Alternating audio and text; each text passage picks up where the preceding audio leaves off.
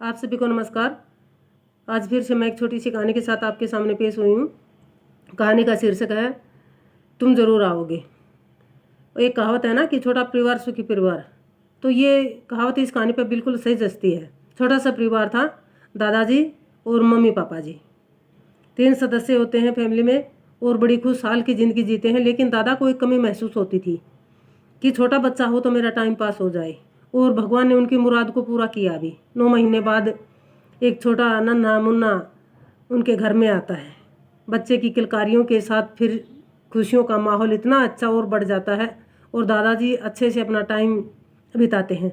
बच्चे के साथ धीरे धीरे अपना मनोबल बढ़ाते रहते हैं और बच्चे को भी अपनी बातों से व्यतीत करते रहते हैं।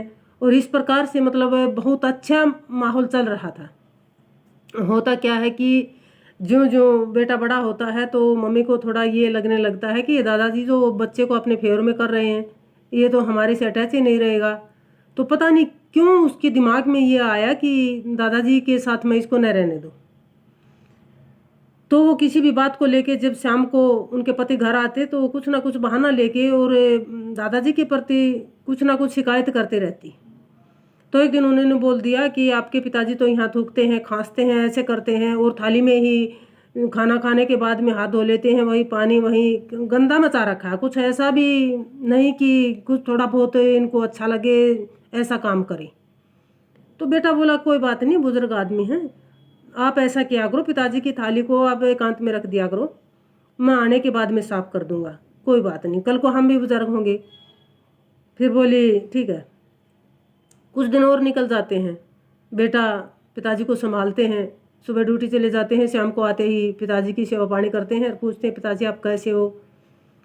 तो पिताजी बोल देते हैं कि बेटा मैं बहुत खुश हूँ, अपने पोते के साथ अच्छे आराम से मेरा टाइम बीत रहा है और मैं खुश हूँ। बेटे को अच्छा लगता है। तो थोड़े बहुत दिन निकलते हैं, उसके बाद में फिर से वही, क्योंकि वो उसको रखना ही नहीं चाहती थी कि ये तो अपने दादाजी से इतना अटैच हो गया कि पता नहीं कल को हमसे अटैच हो पाएगा या नहीं।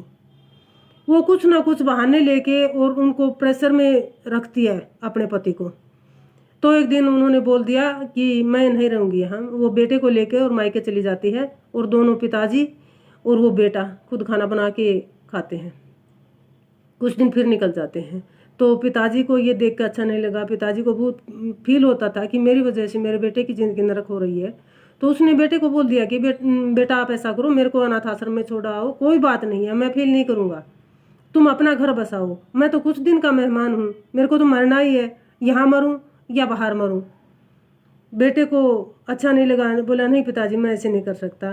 पिताजी ने बहुत जिद की, अगर तुम ऐसा नहीं करोगे तो भाई मैं मरूँगा, मैं तुम्हारा घर बर्बाद होते नहीं देख सकता। बेटा मैं फील नहीं करूँगा, आप मेरे को छोड़ के आ जाओ, ज़्यादा करो तो आप मेरा खर्चा दे देना, आप मुझसे मिलने के लिए आ जाना, मैं खुश रहूँगा।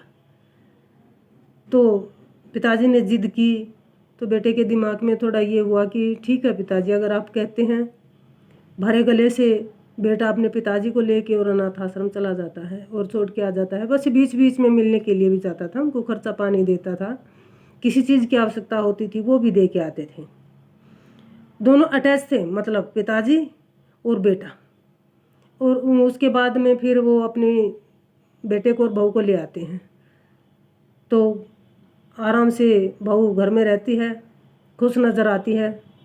लेकिन पता नहीं क्या हुआ, कुछ दिन बाद घर का माहौल सारा खराब हो गया।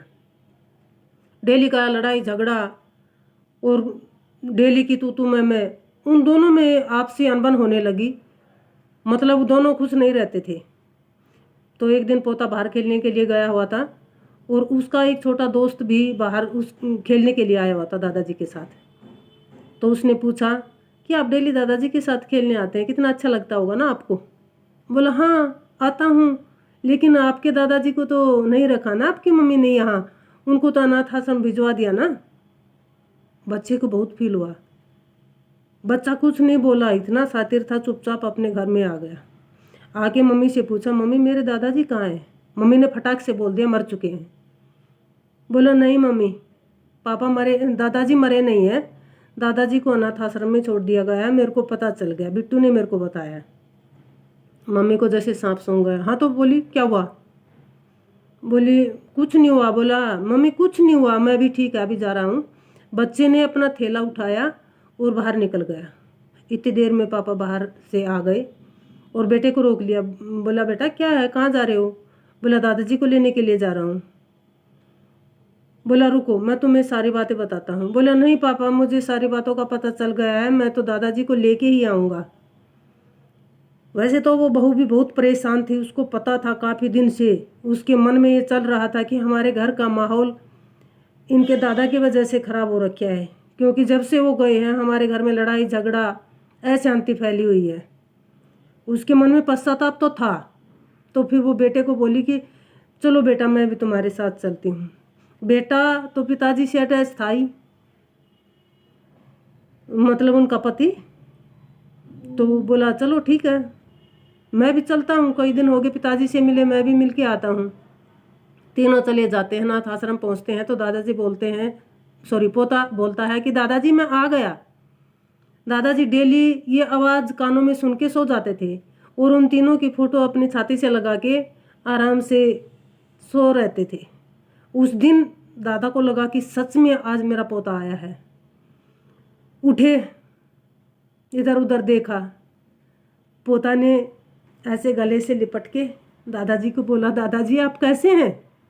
दादाजी बहुत खुश हुए और क्या बोले, मुझे विश्वास था तुम एक दिन ज़रूर आओगे। तो देखो इतने छोटे बच्चे ने कितना बड़ा काम कर दिया ना। तो इस कहानी से आपको क्या शिक्षा मिली? कहते हैं ना सुबह का बुला शाम को घर आ जाता है, तो बुला नहीं समझते हैं। तो मैं सबसे पहले तो आपको ये कहना चाहूँगी, आपके अगल बगल में या आपके घर में ऐसा कभी भी माहौल न हो जैसा मैंने आपको बताया है। मैं आप सभी से उम्मीद करती हूँ कि आप अपने बुज़ुर्गों को अच्छे से रखें, बुज़ुर्गों की सेवा करें, क्योंकि बुज़ुर्गों की सेवा में ही सब कुछ होता है। कहते हैं ना सेवा में ही मेवा होती है।